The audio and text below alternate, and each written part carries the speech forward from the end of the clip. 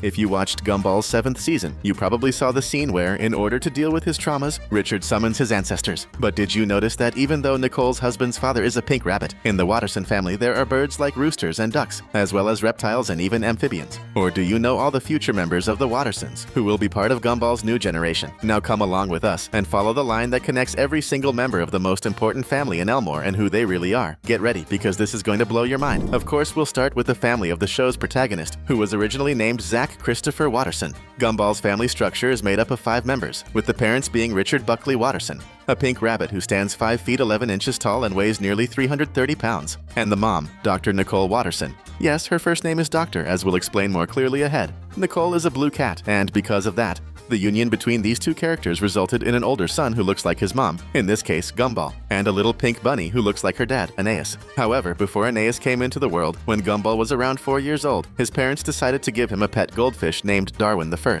The poor fish met a sad end due to the Watterson family's negligence, and this repeated itself several times, with a total of 7 Darwins, until the day the pet store ran out of fish, and Richard ended up buying the 8th and last Darwin from the guy with the van. As we all know, Darwin and Gumball became great friends, and that special little goldfish developed lungs and 2 legs, and ended up being adopted by Richard and Nicole, becoming the 4th member of the family. It's also worth pointing out that even though Darwin is a member of the Watterson family, he still carries the last name of his previous family, which remains unknown to this day, making his full name Darwin Raglan Caspian Ahab Poseidon Nicodemus Watterson III. Like, what? What? About 2 years later, the family's most brilliant member would be born, Aeneas Watterson. Owner of an enviable intellect, even though she physically resembles her dad, her brain is the complete opposite of Richard's, making her one of the smartest people in all of Elmore. She's even placed in a class above her 2 older brothers, despite being much younger than both. But still talking about the Watterson family, there are 2 more living blood relatives and 2 non-blood relatives who appear in the series. Starting with Richard's father, Frankie is literally a rat, and also a huge conman and swindler who lives on the fringes of Elmore society. We actually see him warming his hands over a barrel in the episode The Teacher, when Miss Simeon takes Gumball to discover the underworld of their city. There's also Grandma Joanna, better known simply as Jojo, who doesn't get along with Nicole and doesn't seem to like anyone besides herself. Just like Richard, she's a pink rabbit, but much smaller than him, although far more aggressive. Something we clearly notice the day she believes her boyfriend, a rat named Louis, is cheating on her with another woman. In fact, Louis is the last living member of the Watterson family, since he officially married Grandma Jojo in Season 4 in the episode The Signature, thus taking the Watterson last name and becoming part of the family. Louis is a black rat, who is clearly a reference to Disney's Mickey Mouse, since his ears are drawn as 2 simple circles, making the parody in the cartoon obvious. He used to live in a nursing home before moving into Grandma Jojo's house. And the last member of Gumball's family would be the forgotten 4th child, Kenneth. Maybe you don't remember him, but he currently lives inside a glass jar in the family's freezer. Kenneth is a creation of Gumball and Darwin, where they threw together all the nastiest things you can imagine, and after a blast of microwave energy, that disgusting pile of junk came to life, in true Amazing World of Gumball style. The problem is that, along with life, the little creature also gained an insatiable urge to eat everything it saw, turning into a being of apocalyptic proportions that almost destroyed the entire city, and the only way to keep it in hibernation is inside the jar in the freezer at the Wattersons' house. We just have to hope the power doesn't go out at their place, or that Richard doesn't trip over the fridge cord and accidentally unplug it, making the tiny monster come back to life again. Now let's talk about the Wattersons' ancestors and descendants that you probably don't even know yet. So click that subscribe button right now so you won't miss our upcoming videos. Like we mentioned at the start of the video, the new season of Gumball showed us the full family tree of the Wattersons' past, at least from Richard's side. In the episode The Cheerleader, we get a glimpse of several of these old family members from Gumball's dad's side, both maternal and paternal, and we notice some things that are at the very least intriguing, even though we don't know the names of these characters. For example, we find out that Richard's maternal grandfather, and therefore Gumball's great-grandfather, is a rooster, and Richard's great-great-grandfather was also a bird, but not a rooster. Then his great-great-great-grandfather went back to being a rooster again.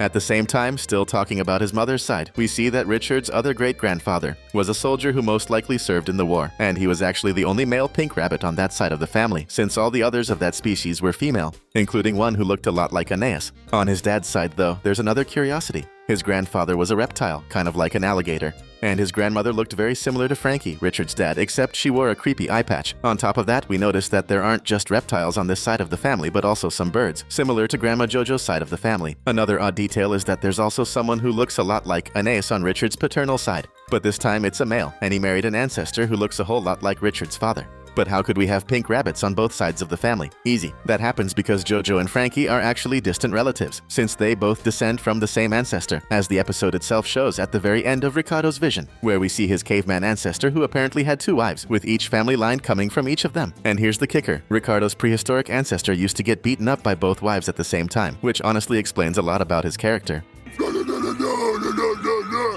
What many people don't realize is that there are some incredible alternate versions of the future generations of the Wattersons. This actually started when Gumball himself had a vision of his future where he was holding his baby in his arms alongside Penny, which confirms that yes, there will be a future generation of the show at some point. We just don't have a lot of details about it yet.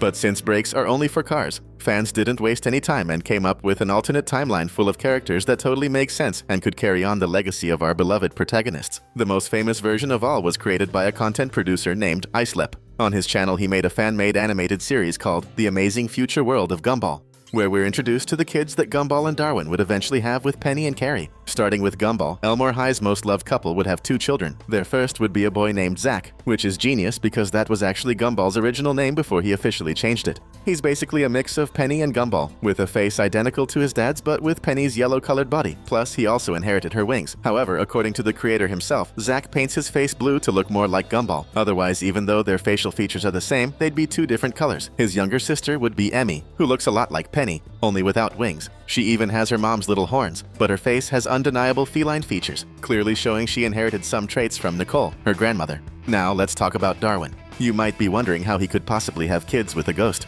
Well, the answer is simple. In this alternate future series, at some point our beloved goldfish passes away and becomes a ghost himself. Tragic, yes, but also kind of funny since that's what made it possible for him and Carrie to have no less than 8 kids together. Time to sign that Netflix deal, right, Darwin? Their oldest daughter is Sally, who looks exactly like Darwin, except as a girl and a ghost. She even wears a little skull hair clip just like her mom. She's also her cousin Zach's best friend. Next is Mary, who wears a beautiful purple bow on her head and has features from Carrie's side of the family, resembling her grandfather Vladis, whom we met in the episode The Mirror. Then comes Katie, who also resembles her dad Darwin quite a bit, but with a kind of plant growing on her head, almost like seaweed. Next, and don't lose count here, is their 4th child, the first boy Winter. He's basically a mix between Darwin and Carrie's dad Vladis, but unlike his 3 older sisters, who were all pale like their mom, Winter inherited his dad's orange color. He wears a stylish cap and sneakers just like his father.